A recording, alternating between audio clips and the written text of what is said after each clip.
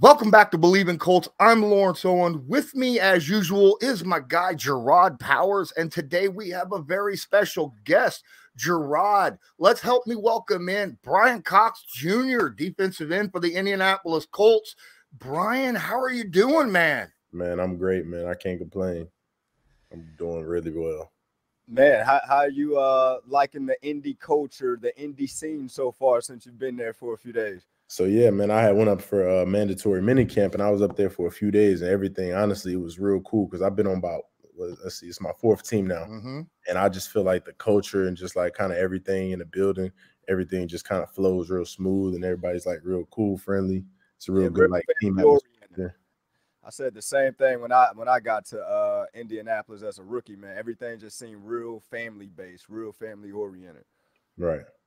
Yeah, you talk about your fourth team. You know, obviously you started out with the Carolina Panthers, played a short stint with the Cleveland Browns, was in Buffalo back in 2020. Last year you had your an IR situation, which we'll get to that later. I was just curious with how you've been in the league for a little while. You've had some experience with different teams. A lot of young guys on this team. How are you going to use your experience in life and football to help mentor the youth? Yeah, man. So I feel like that's one of the things when I first came into the league, I had, older guys that brought me under their wing, Mario Addison, Charles Johnson. I just had a bunch of Julius Peppers. I was in the room with a lot of experienced guys and guys that played a lot of ball in this league. So I feel like it's all about bringing the younger generation on. And just, encouraging them, teaching them things that they may not know, may not have learned, in their previous stops or whatever like that. And just trying to, teach and groom the next generation of football players, Our partners at BetOnline continue to be the #1 source for all your betting needs and sports info. Find all the latest odds, news, and sports development, including the NHL Hockey Conference Finals, Major League Baseball, and the latest fighting news, even next year's early NFL futures.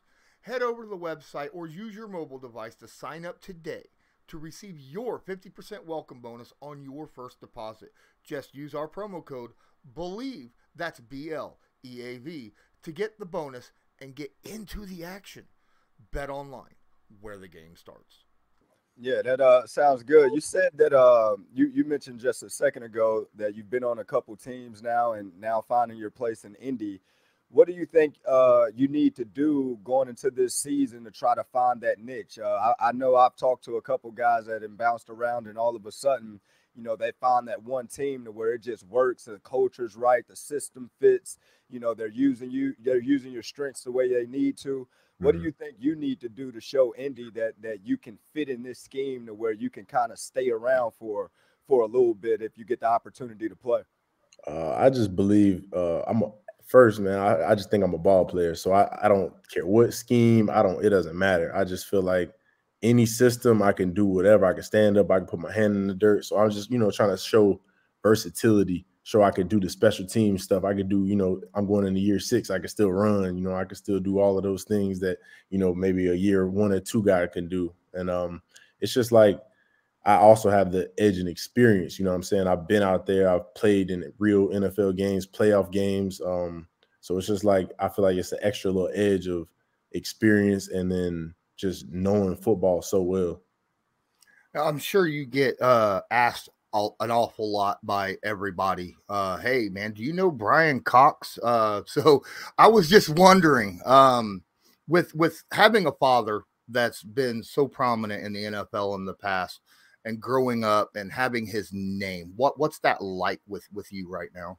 I mean, I'm my own man, honestly, first and foremost, but that experience has been, I'm trying to find a word for it.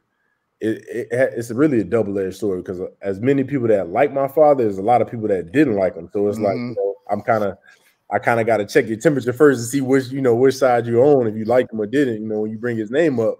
But I mean, overall though, everybody I've came across that has mentioned him, they mentioned about the passion he played with. If he was on your team, you loved him. If he wasn't on your team, if he was the opposition, you hated him. So it's always been, pretty relatively good feedback and just, everybody obviously asks me that question when they see my full name. And I just, I embrace it for sure. That's my pops. Love him to death. And, he was a great player for sure. It was all right. And for you and your upbringing, kind of born into the NFL, knowing your dad's still coaching in the league today, so the NFL literally has not left you guys as family, especially with you now playing. What is some of the things your dad maybe have taught you coming up, or taught you now that you're a professional, kind of how to stay in the league, how to stay around? What are some of the pointers that he give you going forward in your journey in the NFL? I mean, man, it started when I was way back I started playing football when I was 6 years old. At that age, you don't really know too much of what's going on. You kind of just out there playing. But I feel like as I got more into high school, he was still coaching. So he was coaching me almost like one of his own players. So it became real critical. After every game, he would critique me and, let me know where I could improve and stuff like that. But the main thing I feel like was from an early on age, he always had me like watching film with him. You know what I'm saying? Like if he was watching film or something like that, breaking down players, breaking down anything, he would always try to like bring me over and teach me, this is how you break this down, this is how you break that down. And I feel like that helps a lot because you only get a limited amount of time during the week to prepare for a game. And you got to kind of, manage that time accordingly. And if you know how to break down film, I feel like that really helps accelerate, your process for that week. Every NFL player, every sports player, in order to get to the pro level, you got to overcome obstacles in life. You yourself, I'm sure you have a list of obstacles that you've had to overcome, including 1 year ago today, you were put on IR for, an Achilles injury. I'm wondering if you could, I know that talking about injury is kind of a no-no. You guys don't really like to talk about your injuries, but I'm a little bit about your rehab process, how you are now, and some other obstacles in life that you've had to overcome to get to where you are now. Oh, yeah, man. So, yeah, last year was June 15th, man. So it was a little over a year now. I was just, first day of mandatory minicamp, doing something I've done 1,000 times, literally just a little bounce, skip step, about to go into a drill, just a little gather step. And then, yeah, man, I just came down. I thought somebody kicked me.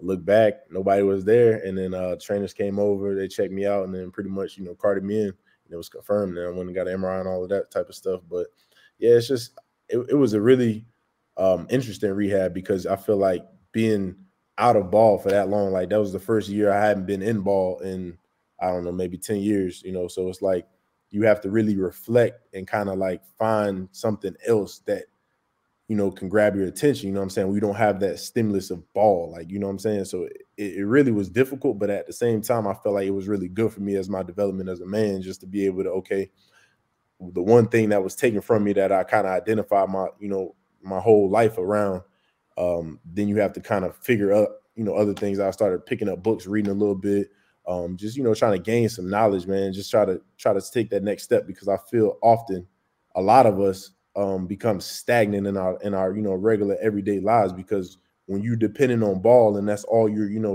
that's all that's in your mental space, you have no room for anything else. You know what I'm saying? But when that's taken away, I feel like you kind of get a chance to really, see things with a different lens. Hey, you talked about being in the room with Julius Peppers, Mario Addison, and it's funny you bring up Mario because I actually played with him when he was on the Colts. Oh, yeah, that's my boy. Yeah, that's my guy as well from Birmingham, Alabama. I always rep for my Bama guys. But what are some of the things? Because, those are two well-known, proven vets. Mario kind of got it out of the mud. Julius Peppers, obviously, high-round pick. But Mario is a true example of really getting it out of the mud and making a name for himself and being one of the best pass rushers in the league. What are some of the things that you was able to learn from those guys that you instill in your everyday process now? Man, I'll never forget my first day. So obviously, y'all know I was an undrafted rookie, coming into the league, just going into my 6th year. So, God is good.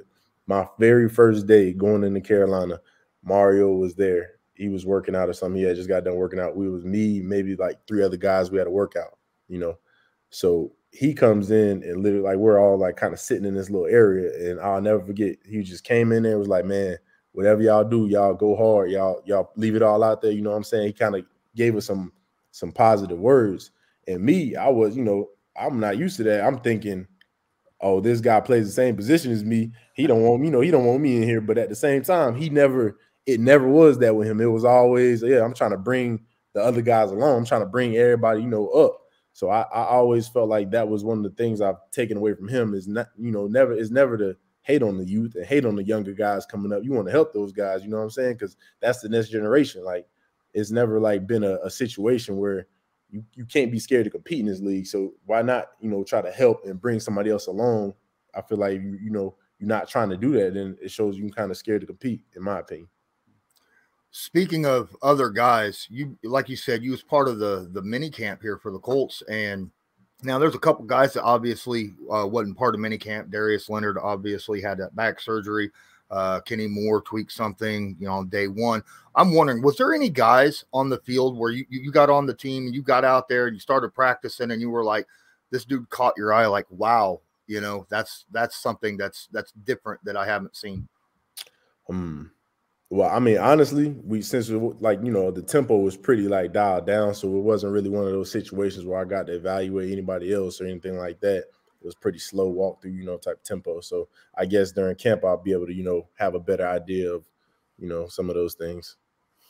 What are some of the things that you think you can bring to this defense going forward? I mean, we hear all the talk about Matt Ryan, we hear all the talk about what we got to do offensively and all those things, but we're starting to hear a lot of the chatter about the pieces we brought over to the defensive side of the ball.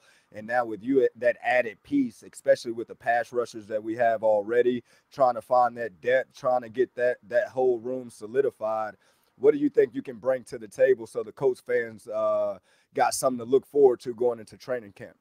Man, I bring energy and intensity, man. That's my thing, man. I'm going to go hard every play. We're going to have fun out there. I'm going to get the guys around me to elevate and play better just, through positive reinforcements and just, we just going to have a good time. That's the first and foremost. I feel like people always lose sight of the fact that football is a game that you started playing when you were a kid. So I feel like if you lose that fun, obviously in the NFL it's a business. Don't get that twisted. But if you boil it down, football is a game that you started playing when you were a child. And I feel like if you lose that, that's when you lose your spark, and you can't never lose that edge. You know what I'm saying? So I just try to bring great energy, intensity, fire, you know what I'm saying? Great effort, all of that. This channel is proudly sponsored by the Backroom Collection. They do beautiful sports canvas art with football, basketball, baseball, and other sports themes. Special orders are accepted and autograph pieces are available. Many Indianapolis Colts signed pieces will be available beginning in November. Just use your discount code CL10 to purchase the pieces you want to spice up your living area. That's CL10. Bring that effort and energy. You try to bring all that, and throughout your career, you've had kind of situations, as you said, this is your fourth team. You kind of bounced on and off of practice squads through your career. How do you keep that energy and that focus in order, from your situations, not knowing whether you'll be playing this week or that week?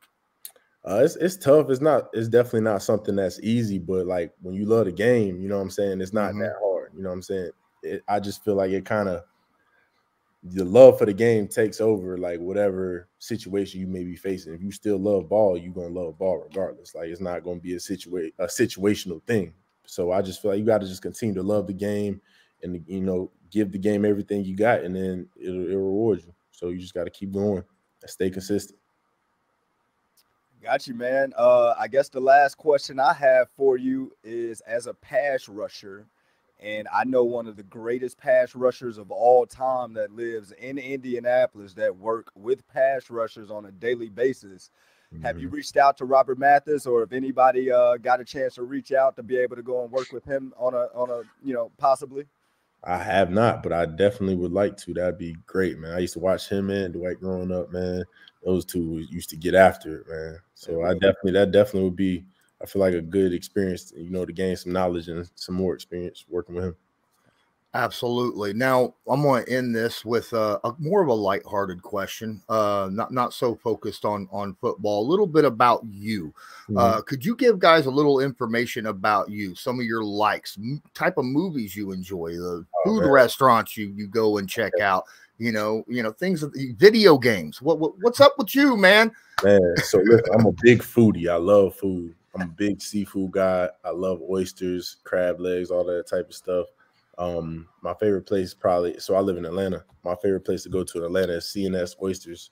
Oh yeah. Man, they oysters are crazy. But yeah, I played the video games here and there. I play Madden, a little Call of Duty, stuff like that. I got a dog. I like to, kick with my dog, take him on walks and stuff like that. A little bully. He be chilling. He's a real good dog, man. And I just like to hang out, man, honestly. Work out pretty much every day. Go hang with my mom, my sister, you know what I'm saying? I just pretty family oriented, like my time with my fam. And then yeah, man, I just get back to ball. It's kind of like a cycle every year, man. You just kind of fall into it.